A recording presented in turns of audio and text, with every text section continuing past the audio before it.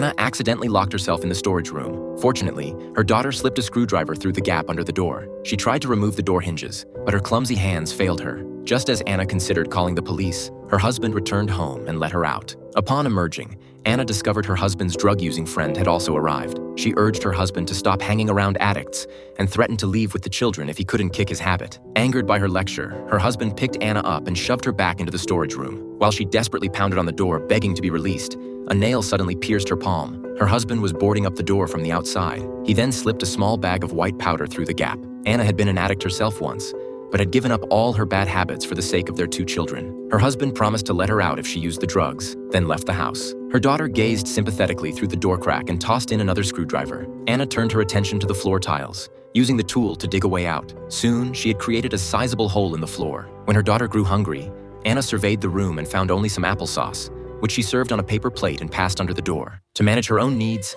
she used an empty can as a makeshift toilet before returning to her escape tunnel. Suddenly, Anna heard someone enter the house. Her husband's despicable friend had returned. She panicked, knowing the man wasn't just an addict, but also a pedophile. As his footsteps approached her daughter's room, Anna glanced at the white powder on the table and shouted, "I've got something good in here." The man halted, excitedly rushing downstairs toward her voice. Anna sighed with relief, but as she watched his hand reach through the gap, she realized this wouldn't stop him from eventually harming her daughter.